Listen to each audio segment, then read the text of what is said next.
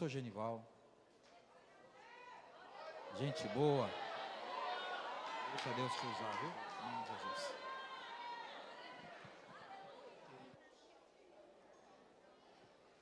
Com muita alegria, quero saudar a todos com a paz do Senhor.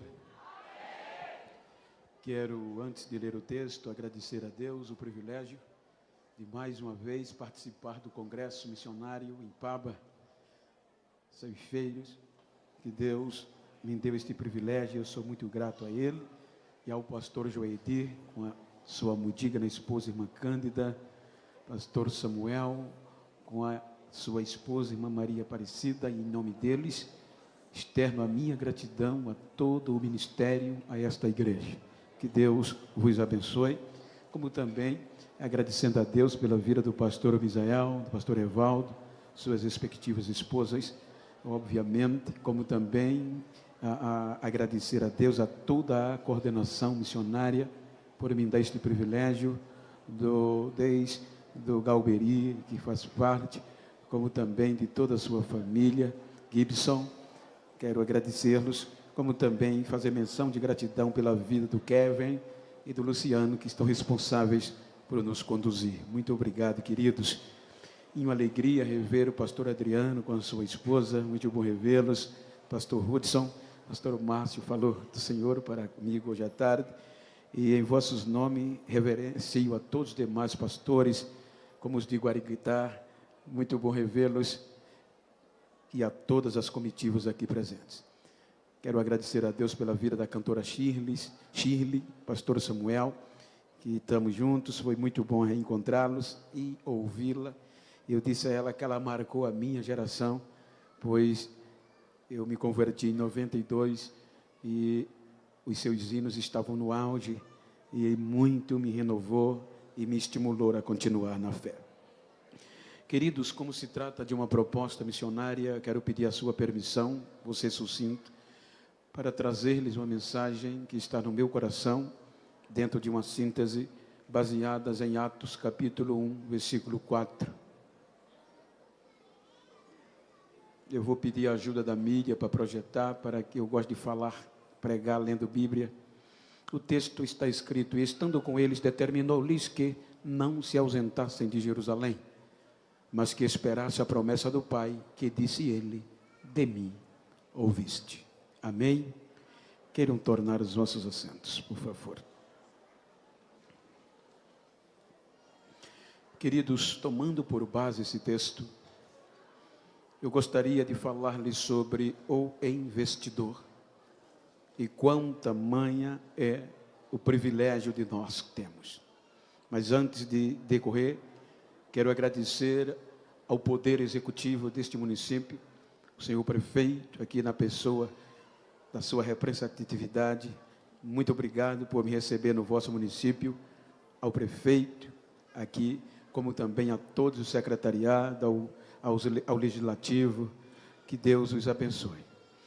Amados, quando nós debruçamos no texto, ele nos traz um contexto histórico de confiabilidade, de um investimento tal para recuperar uma alma de um ser humano. Quando nós falamos da palavra investidor, é conhecida no nosso meio, tendo em vista que ela tem origem no latim, e no latim ela vem dentro de um contexto natural, aonde o prefixo em quer dizer dentro de, e o vestirem, que quer dizer revestir, quer dizer investir em dentro de, e vestir no latim era uma pessoa revestida de autoridade. Isso quer dizer, estava dentro dele uma autoridade. Então, quando nós observamos o texto, e aqui tem muitos, dá para perceber pelas ofertas, que tem muitos investidores. E há alguns critérios que o investidor, ele observa antes de investir. Ele não investe qualquer coisa, porque com o decorrer do tempo, com a modernidade fonética, a palavra investidor, ela se tornou mais clara.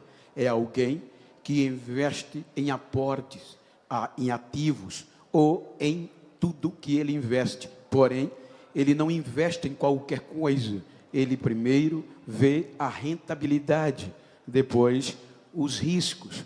Então, ele vai analisar, como também a liquidez, o prazo e o retorno. São critérios que o investidor, antes de investir, ele vai analisar para poder aplicar o seu investimento. Então, observe, me permite a rapidez, porque eu sou assembleano e sei que depois de 9h30 o assembleano quer fugir, então vou ser rápido, me segure aí. Então, o investidor, ele tem toda esta gama para poder investir. Então, quando nós estamos falando de missões, quero trazer a você o que Deus investiu para que chegássemos a nós, pastor.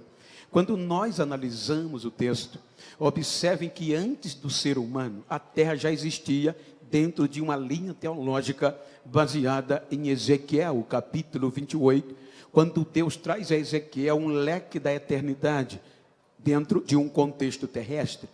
Observem que Ezequiel 28, ele diz que no planeta Terra, que foi criado para se relacionar com Deus, havia uma classe criada por Deus de adoradores, ligando o céu à terra e terra aos céus, sem ter limites de gravidade ou atmosfera. Eram os anjos, e estes anjos, eles tinham a responsabilidade de ligar terra e céu em adoração, noite e dia e noite. Porém, havia um sacerdote que levava a adoração, conduzia a Deus por conta da perfeição. Ele foi criado para isso, chamado anjo de luz. Então, diz Ezequiel que na terra, esse contexto de liturgia, pastor Joedi, já havia. Por exemplo, Chile, aqui é o templo sede, o Senhor é a maior autoridade eclesiástica aqui. Obviamente que há vários santuários, congregações ligadas aqui. Então, desde este princípio já havia o Lúcifer, o anjo de luz, digamos assim, ele habitava em um lugar específico chamado Éden, e dali havia santuários que os anjos adoravam. Então o anjo de luz, como representante sacerdotal, ele pegava a adoração dos anjos, guardava no coração e subia a Deus, e diante do Monte Santo de Deus, ele abria o coração, e o que saía era o que a terra produzia pelos anjos, dizendo: tu és digno de honra, de glória, de domínio, de louvor, e toda a terra está cheia da tua glória. Então isso era algo cotidiano, porém há um conceito pejorativo, tendo em vista que a glória, o glamour do anjo de luz era tão grande que ele se ensoberbeceu. Quando ele se ensoberbeceu, então vem, ou seja, o pecado nele, e ele vai negociar, ele vai tratar com os santuários. Aqui o Senhor tem vários dirigentes que respondem o Senhor diante das congregações. O anjo de luz tinha anjos líderes que lideravam os seus santuários. Então ele vai contaminar, vai negociar com os anjos que esta glória, este glamour não era só para o soberano, mas ele era igual. Então ele tem um poder de persuasão tamanho que consegue contaminar uma terça parte, 33% dos anjos, consequentemente os santuários. Ou seja, ele previu uma rebelião, um racha. Quando ele achou que já tinha 33% a seu favor, ele disse: agora eu vou subir e não vou mais levar adoração, eu vou subir acima das mais altas nuvens, Isaías 14:14,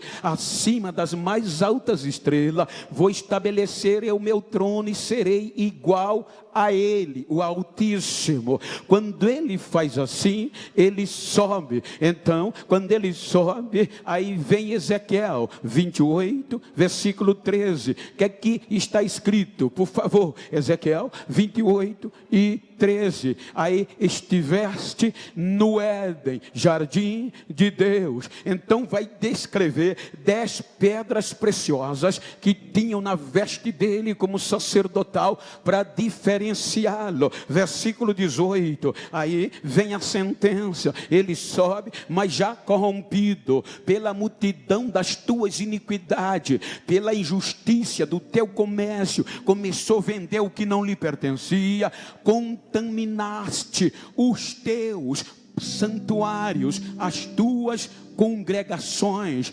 Então, a partir daqui, Deus disse: vou te atirar à terra, humilhado, envergonhado, com um fogo consumidor dentro de ti, e todos o véu. Aí a ira de Deus vem para a terra. Então a terça parte vai ser condenada, e os 2/3 resgatados do céu. A terra vai ser inundada pelo dilúvio. Quando o dilúvio submete a terra, ela está oculta. A terra ficou sem forma pela impetuosidade das águas e vazia. Por que vazia? Não tem mais relacionamento com Deus, não tem mais adorador.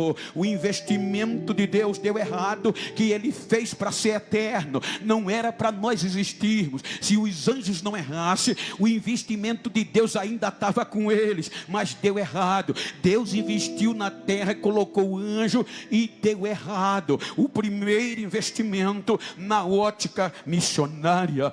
Segura o teclado, por favor, por enquanto. Então, a partir daqui, observe que vem séculos e séculos sem relacionamento com Deus. O homem está afastado de Deus porque não existe. Os anjos deixaram a terra vazia. O tempo passa, aí Deus resolve investir de novo. E o que é que acontece? Vem o Gênesis. O Gênesis vai contar a história do ser humano. Em princípio criou Deus os céus e a terra era sem forma e vazia, não tinha forma, e agora a adoração não tinha habitante. Aí Deus faz separação entre trevas e luz, porque a treva prevalecia. Aí Deus vai criar tudo bonitinho, tudo direitinho, para recomeçar. Vai investir aonde deu errado, a terra de novo. Ele tem, é preciso muita coragem.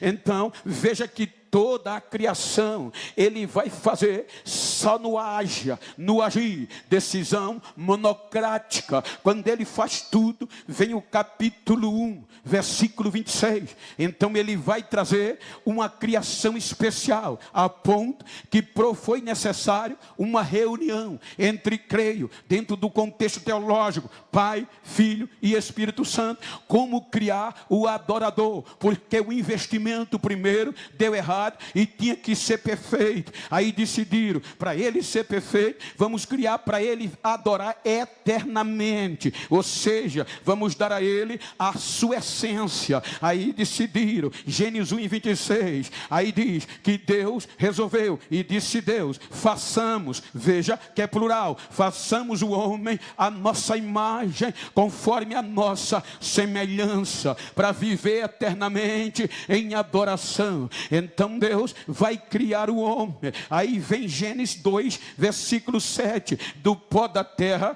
Ele cria o ser humano. Aí o escritor aos Hebreus diz que Ele criou a gente um pouco menor que os anjos, ou seja, mas de glória nos coroou. Aí vem dizendo que nós fomos criados do pó da terra, e formou o Senhor Deus o homem do pó da terra, e soprou em suas narinas o fôlego de vida. Ou seja, para que nós fôssemos perfeitos. Aí vem Jó, capítulo 33, versículo 4, quando Eliú vai dar o discurso, ele diz como fez isso aqui. Ele diz: o Espírito de Deus me fez, ponto, vírgula, uma pausa maior, quer dizer, por isso que é dentro de, e vestir seja um poder dado, por isso que está no escrito. Diz os teólogos eruditos que quando o Espírito Santo deu esta forma, semelhança, fez a gente, ele olhou e disse: Senhor, é perfeito, eu vou morar dentro dele, o Senhor vai colocar dentro dele, o investimento vai ser dentro dele, investi-lo de autoridade,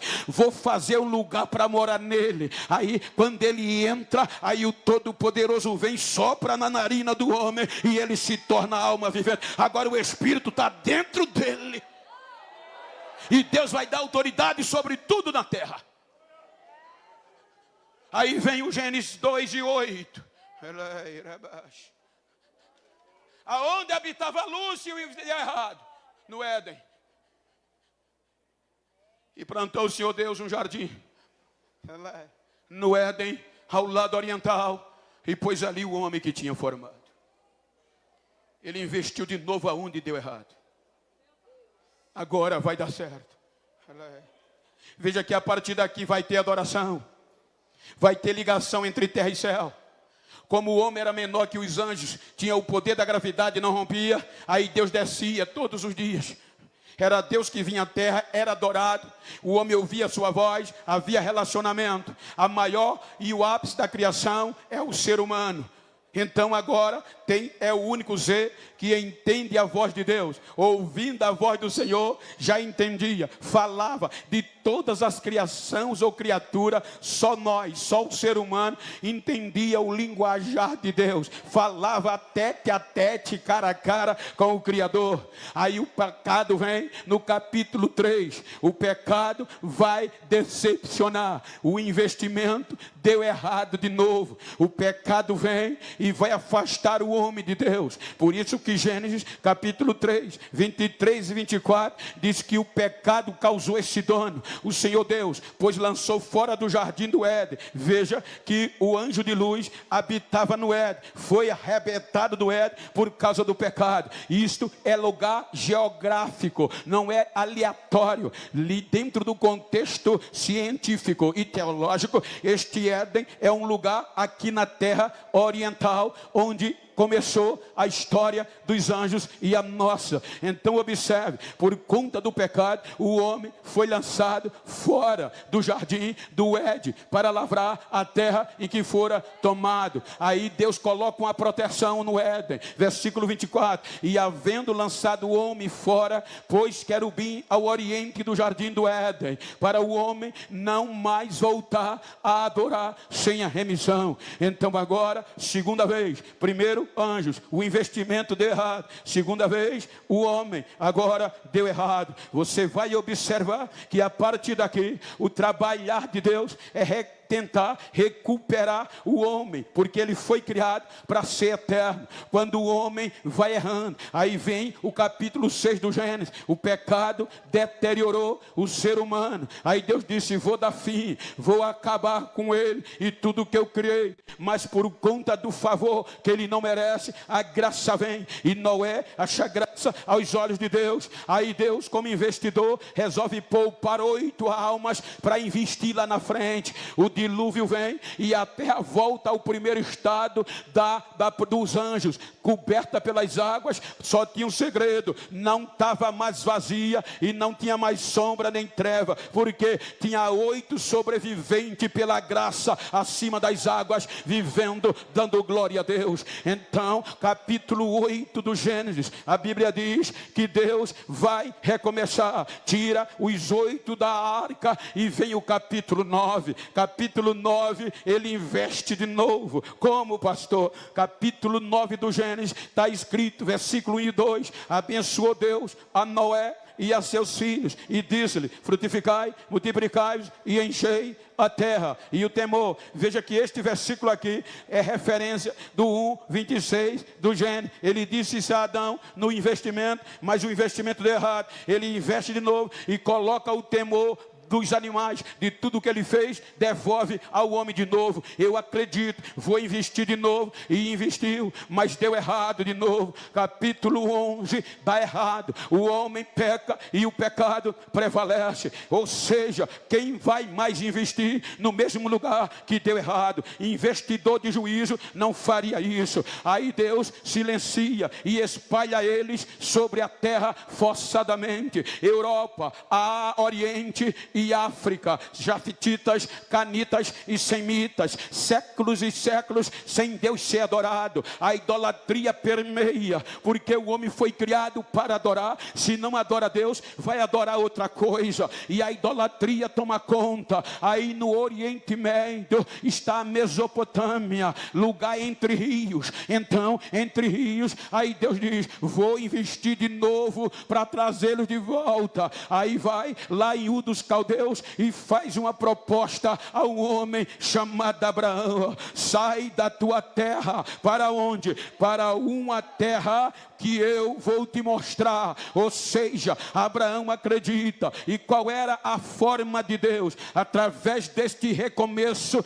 recuperar as famílias da terra. Por isso que Gênesis 12, versículo 3, está escrito: eu abençoarei os que te abençoarem, e amaldiçoarei os que te amaldiçoarem, e em ti serão benditas todas as famílias da terra. Então Deus quer trazer de volta para ele, não só os dos Oriente, mas toda a terra, como o princípio assim foi criado. Abraão acredita e vai. Capítulo 15, ele desespera, Deus renova ele. Capítulo 16, ele se precipita e vem Ismael. Não é o projeto missionário original. Aí Deus puxa na orelha no capítulo 17: Abraão, anda na minha presença e ser perfeito, e renova a aliança. Capítulo 18, Abraão fica velho, perde a força viril. Sara já era estéril, entra na menopausa. Quando Abraão não tinha mais força de produzir, e o útero de Sarai estava pior do que quando começou, ele não podia dizer que o projeto era dele. Aí vem o capítulo 21, dizendo, capítulo 21 do Gênesis: e Deus visitou a Sara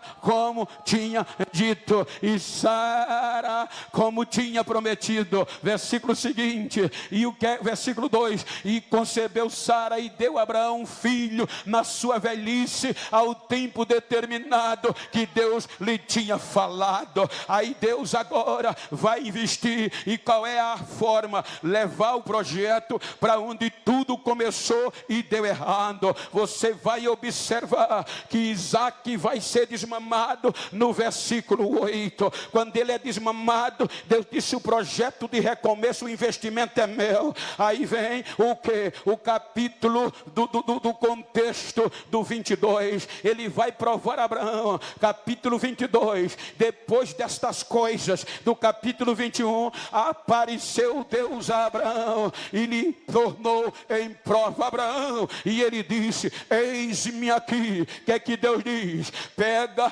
toma agora o teu filho, o teu único filho Isaque, a quem amas, e vai à terra de Moriá. Moriá é uma região montanhosa no Oriente, ou seja, e oferece ali em sacrifício, em holocausto. Abraão, com o coração dolorido, pega o menino e vai levar como projeto de investimento de Deus aonde ele queria que o menino fosse. Quando ele chega em Moriá, está lá um monte, e ele sobe o monte. É aqui que os rabínicos judeus dizem que foi aonde o homem foi criado, em cima do monte, na região de Moriá. Era aqui que o anjo de luz habitava. Aí Deus vai investir de novo aonde tudo deu errado, ele investe de novo. Aí quando chega em cima do monte, vai sacrificar Isaque. Porque Deus não deixa Isaque morrer? Porque ali não é lugar de morte, foi ali aonde a vida começou, foi ali aonde o investimento começou. Quando ele vai matar Isaque, aí Deus apresenta o cordeiro,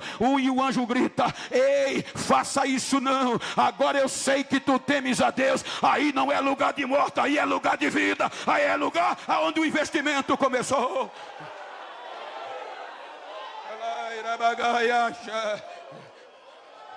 Ele desce com Isaque. Isaque traz Jacó. E o investimento missionário que começou no capítulo 12 vai se desenvolver. Isaque traz Jacó. Aí Deus, qual é o propósito? Levar o projeto aonde tudo começou e deu errado. Eita, investidor corajoso. E Jacó tem filhos, desce para o Egito. Gênesis 46, 26 e 27. 70 almas estão no Egito, fora do lugar. 430 anos se vão fora do lugar. 430 anos são escravos. Aí Deus vai em Êxodo, capítulo 3, versículo 8. Olha onde ele vai estabelecer o projeto. Ele vai a Moisés e diz o seguinte: portanto, desci para livrá-lo da mão dos egípcios e para fazê-lo subir daquela bela terra, a uma terra boa e larga, a terra que mana leite e mel. Aí Moisés tira o povo, me permita correr, Moisés tira o povo do Egito, mas não chega lá. Mas vem Josué, Josué vai entrar no lugar de Moisés. Aí vem o capítulo 1 de Josué. Josué, meu servo Moisés é morto, te dispõe, te levanta para conduzir ao povo de Israel a terra que eu tenho lhes dado, a prometido. Aí Josué entra na terra prometida. Quando Josué coloca o povo na terra prometida, o povo se estabelece. Aí vem Davi. Quando Davi vem, Davi tem o sonho de conquistar Jebus. E aonde é Jebus? No Moriá. Aonde é Jebus? E no monte, em cima do monte e ao redor do monte, onde os judeus dizem que tudo começou. Aí no coração de Davi estava: oh Davi, eu vou conquistar Jerusalém. Aí vem 2 Samuel capítulo 5. Aí Davi já é rei e vai invadir a Jebuseus. Aí quando ele diz vou conquistar Jebus, o rei de Jebus, lugar de paz, diz: aqui você não entra, até os cegos e aleijados não vão deixar você entrar. Aí Davi chama os soldados e diz: não, quem for comigo e vencer, tirar os cegos do caminho, os aleijados, eu promovo. Eles vão, aí vão, conquista Jerusalém, conquista Jebus, futuro Jerusalém. Aí agora vem ele dizendo: agora cego nem coxo entra em Jerusalém, virou lei. Porém vai passando o tempo. Aí Davi diz: Senhor, eu quero construir um templo para o Senhor. E qual é o projeto? Em cima do monte, aonde tudo começou. Aí Deus disse: você não, você é sanguíneo, mas quando você dormir com seus pais, vou levantar depois de ti um que será da tua descendência, e eu serei com ele. Aí morre Davi. Aí vem Salomão. Aí vem 2 Crônicas capítulo 3, vai dizer o quê? Que Salomão vai trazer Deus as lágrimas na nossa linguagem humana. Porque 2 Crônicas capítulo 3 diz que Salomão vai recomeçar um lugar de adoração. E começou a Salomão edificar o templo ao Senhor em Jerusalém. Aonde? No monte Moriá, aonde Davi queria construir. Em cima do monte, aonde a vida começou, era o que Deus queria. Agora Salomão vai colocar um templo de adoração. Aí Deus disse: eu invisto de novo no mesmo lugar, e agora vai dar certo. Foi tão sério que Deus quebrou protocolo por causa disso. Por exemplo, para você ter uma ideia, pastor Joedi, se ele determinar algo aqui, tem que obedecer. Ninguém quebra. Imagina Deus. Mas por causa desta coragem, e Deus investiu tanto que agora voltou aonde tudo começou, quando o inferno pensou que não ia dar certo. Aí Deus disse, na inauguração, 2 Crônicas 7:12 por diante. Aí Deus desceu no dia da inauguração, e Salomão orando. Aí diz: o Senhor apareceu de noite a Salomão e disse-lhe: ouvi a tua oração e escolhi para mim este lugar para a casa de sacrifício. Se eu, diga comigo, se eu fechar os céus e não haver chuva, ou se eu ordenar os gafanhotos que consuma a terra, ou se enviar a peste entre o meu povo, isso é um juízo. Mas quem é que vai quebrar aquele lugar? Mas, leia, se o meu povo, que se chama pelo meu nome, se humilhar e orar e buscar a minha face e se converter dos seus maus caminhos, então ouvirei dos céus, perdoarei os seus pecados e sararei a sua terra. Qual era o motivo? Agora estarão abertos os meus olhos, atentos os meus ouvidos, a oração que se fizerem de cima do monte deste lugar, porque agora escolhi e santifiquei esta casa para o meu nome estar nela eternamente, perpetualmente. A partir daqui, eu aprendi com um rabino judeu que aqui é o centro do mundo. Até hoje os judeus ensinam que é no templo, ali no mesmo lugar que a vida começou. É o centro do mundo, por isso que eles dizem que quem mora em Jerusalém tem acesso a Deus. Quem está em Jerusalém é santo. Quem está em Jerusalém é inteligente. Ou seja, quanto mais longe de Jerusalém você mora, menos crente é, menos direito tem e não tem acesso a Deus. Porque tudo começou ali, agora está o monte. Se voltou para o mesmo lugar, aí Deus diz: agora vai dar certo. Só os judeus. Veja que quando eles vão orar, eles tinham uma bússola. Para quê? Para se virar para Jerusalém, lugar da morada de Deus. Só de lá vem a oração. Mas deu errado. O investimento deu errado de novo, pela terceira vez. Agora a quarta. Investiu com os anjos, deu errado. No mesmo lugar. Investiu com Adão, deu errado. Acreditou em Noé, deu errado. Acreditou na descendência de Abraão. Levou-los para onde tudo começou. E deu errado de novo. Jeremias 52, versículo 13. Nabuzaradã, com ódio de Nabucodonosor, entra em Jerusalém, destrói a cidade, destrói o templo.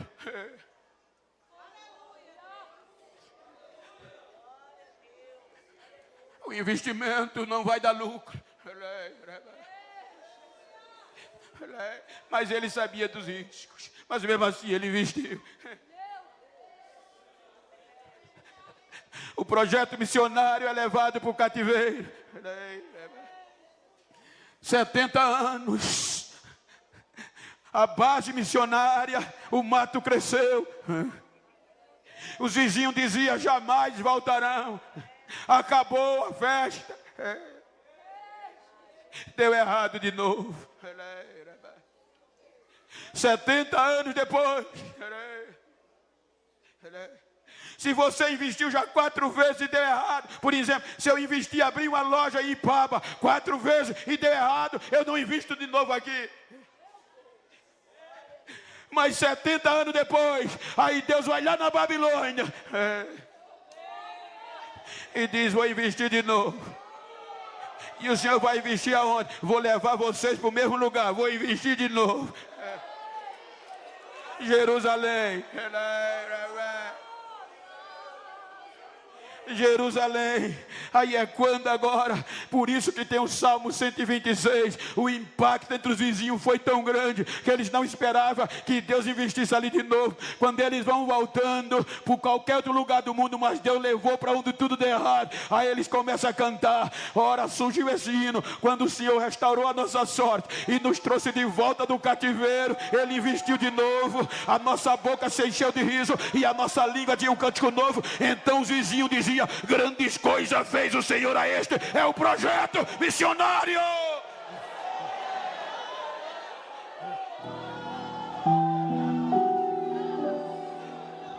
Ele investe de novo e diz: recomecem, que eu vou dar mais do que o que eu já dei. A glória da segunda casa vai ser maior que a da primeira. Suba o monte, reconstruir o lugar em cima do monte de novo, o templo de Zorobabel.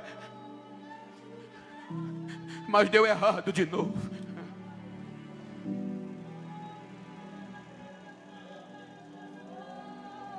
Por isso que Malaquias 1:6, 1:10, Malaquias 1:10, Deus ficou tão triste com o investimento que disse: ah, como eu queria que um de vocês fechasse a porta do templo, para não queimar incenso no meu altar em vão. E resolveu se calar, porque o investimento deu errado. 400 anos sem relacionamento com missões, no oculto, trabalhando entre os gregos macedônios e entre os romanos. Mas o projeto vai desfiando.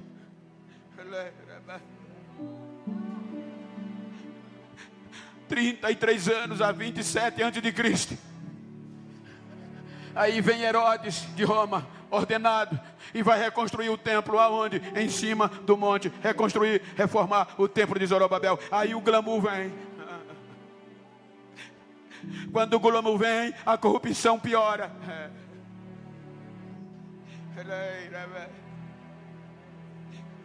Aí Deus olhou para o projeto e disse: eu já investi tanto. Eu já mandei profetas, mensageiros, eles mataram, apedrejaram. Mas eu investi de novo. E agora eu vou mandar o melhor que eu tenho.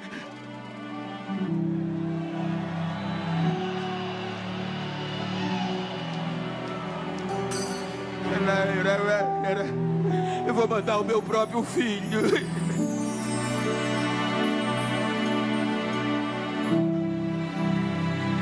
Para restaurar Israel.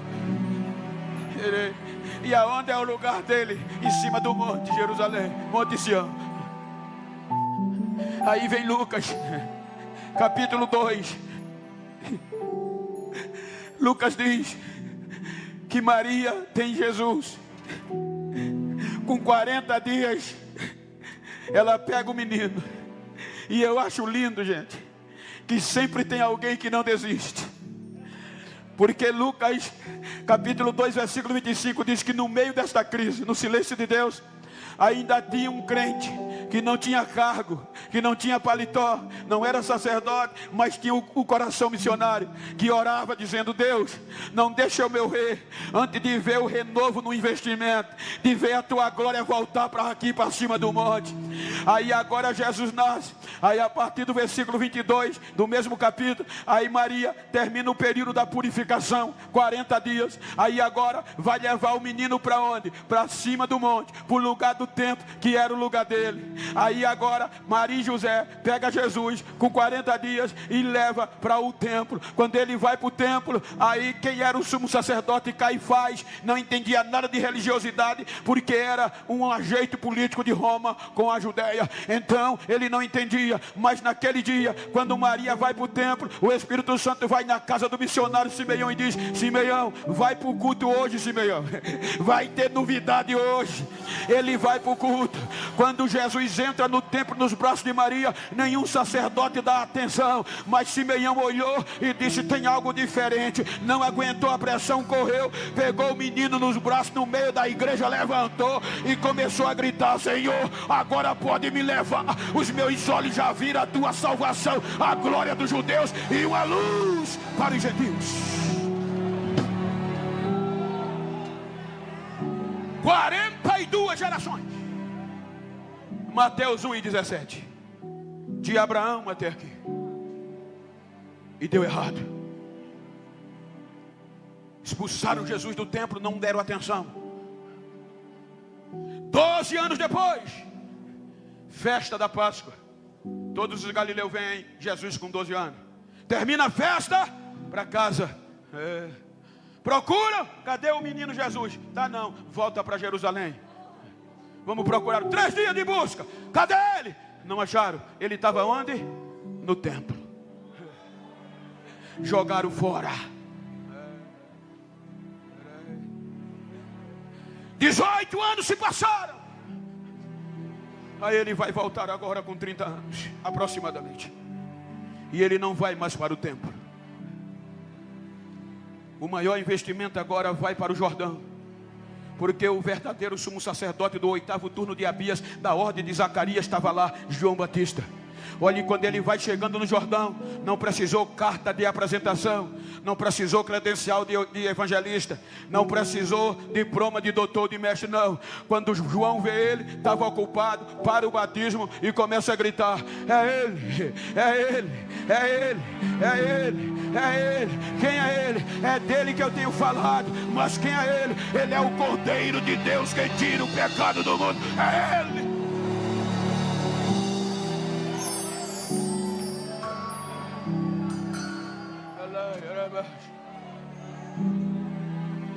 Veio para os que eram seus. João capítulo 1, versículo 11. Veio para o seu, para Israel. E os seus o rejeitaram.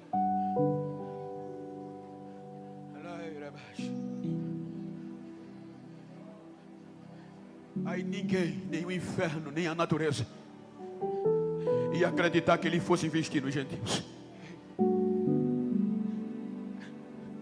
que ele fosse investir em nós. Jesus começa a pregar. O evangelho dele, segundo Paulo registrou em 1 Coríntios, se tornou escândalo para os judeus. Dava raiva. A palavra escândalo é aquilo que fere o costume ou as tradições de um povo, de uma cultura. Então a palavra que ele pregava, que era trazer de volta ao homem a originalidade da eternidade através dele, não entrava no coração dos judeus e causou escândalo. Todas as vezes que ele foi para Jerusalém, deu errado. Os evangelhos sinópticos falam de 5, João fala de 1, se não me engano. 90% ou mais do evangelho foi pregado no norte, na Galileia. O ministério de Jesus, quase 100% foi na Galileia. Porque em Jerusalém tudo deu errado. Era para dar certo, deu errado. 5 vezes deu errado. Então ele vai começar a pregar esse evangelho. Com quem? Com os analfabetos. Porque os doutores não queriam.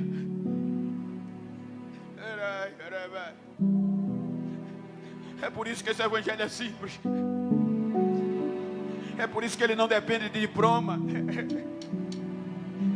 Ele só quer o coração quebrantado.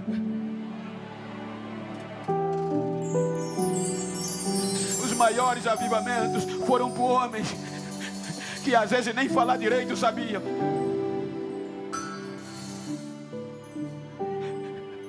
Ele vai evangelizar agora, trazer esse evangelho.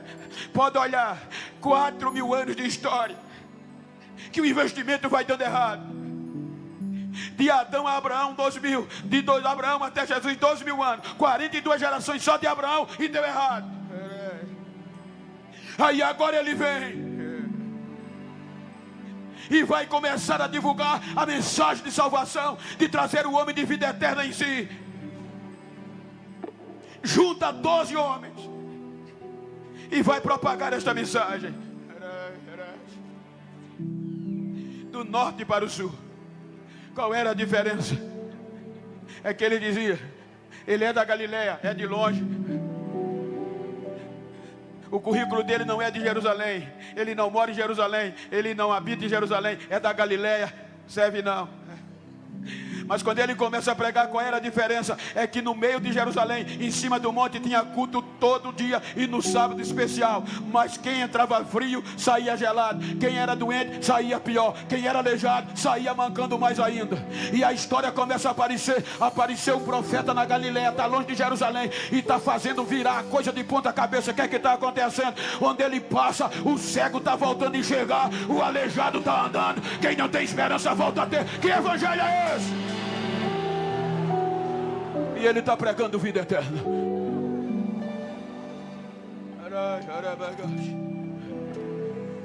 Divulgando esta palavra. O investimento foi alto. Chegou um dia que ele disse: vamos para Jerusalém. Os discípulos disseram: Senhor, mas querem te matar. Mas é necessário que eu vá. Quando chegou em Jerusalém, em vez de recebê-lo, vão prendê-lo. Em vez de reconhecê-lo, vão julgá-los injustamente. Ele começa a sofrer e a chorar por dentro, por ver a incredulidade. Eu já fiz 14 estações algumas vezes, e você chora todas as vezes que faz.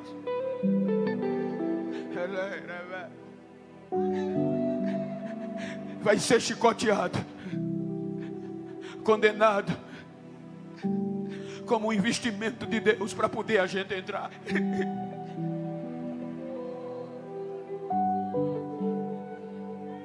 Porque os judeus tinham direito, mas nós não tínhamos. Os judeus tinham acesso e nós não. Para nós gentios tinha o soregui, que era uma cerca de tijolo, ou desse negócio como a gente faz de construção, fora do templo, que dizia: se um gentio ultrapassar, é responsável pela própria morte. Lá dentro tinha um véu de 20 metros de altura, 10 centímetros de espessura, 300 sacerdotes para movê-lo, e só um homem podia entrar, judeu, e a gente estava fora. Aí ele abre mão do próprio filho,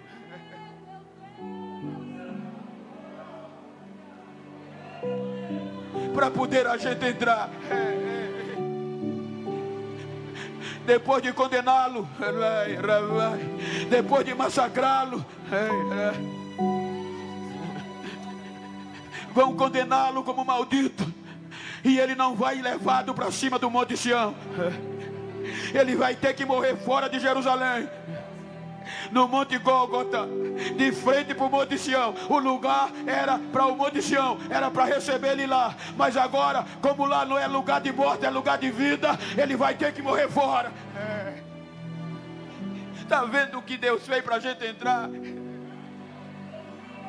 Tornou Jesus maldito por causa de nós, para investir de novo.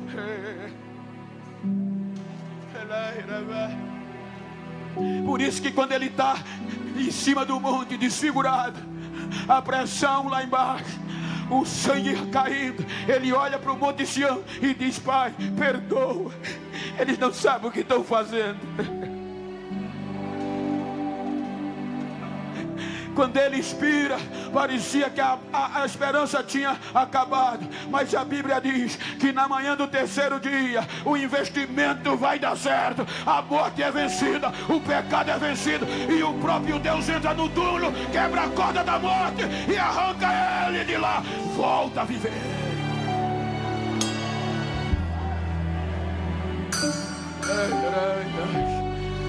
Quando ele volta a viver, lembra que eu disse que o investimento, você analisa e quer retorno? Ele não desiste dos apóstolos e discípulos. Aí eles reúnem depois da ressurreição, e agora a fé acrescenta, ele viu. Aí vem Atos 1 e 4, e estando com eles, concluindo, deu esta ordem. Veja que é uma ordem, não é um pedido, é uma determinação. Porque se fosse um pedido, os discípulos não ficavam. Tudo deu errado ali. Senhor, nunca deu nada certo a tua morte. É uma ordem: fiquem em Jerusalém. Mas tudo deu errado desde o começo. Fiquem aqui, que agora vai dar certo. A colheita vai ser farta. Fiquem e esperem a promessa. Lembra do investir e dentro de? Lembra quando nós fomos criados? Foi o Espírito dentro de. Eles ficaram. Jesus vai concluir a conversa. Atos 1 e 8. Bem baixinho o teclado, Atos 1 e 8. Recebereis, leiam, mais 1, 2, 3. Que há de vir e ser-me-eis para ele, tanto aonde vai começar, por onde é que vai recomeçar? Diga para quem está ao seu lado: ele é especialista em investir aonde tudo deu errado. Vai começar em Jerusalém, vai para Judéia, vai para Samaria, e agora vai para toda a terra, que o projeto original é esse, toda a terra.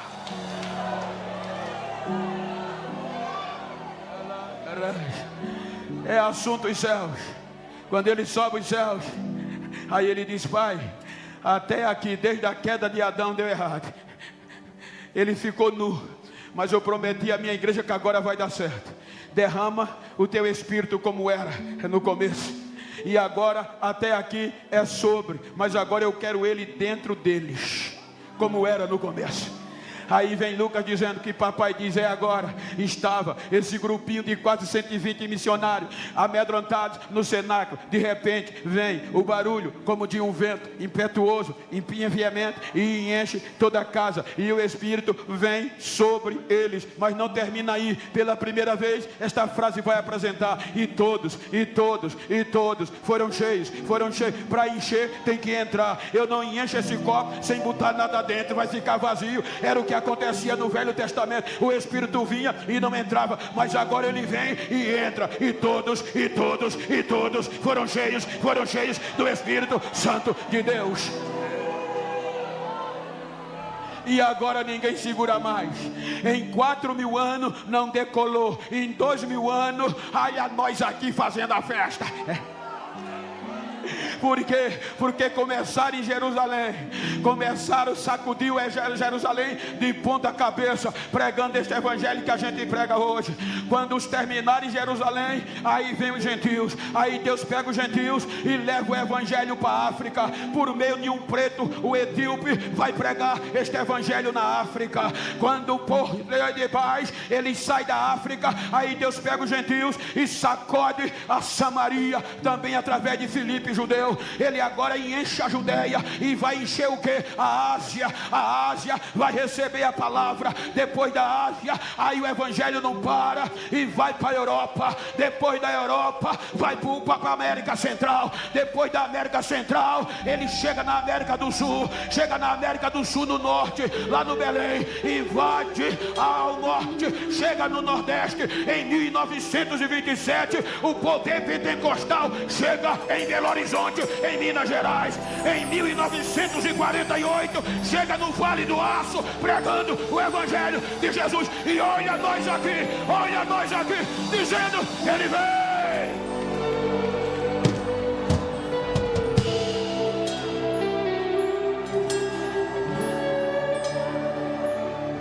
Isaías 53 ano 11, ele virá e verá o trabalho doloroso que ele fez e ficará satisfeito. Diga para quem está ao seu lado: ele é especialista em investir onde tudo deu errado.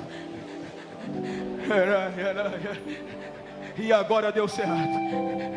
E qual é a maior alegria? Fique de pé, por favor. É que ele vai voltar. Mataram ele fora dos montes de Jerusalém, Sião.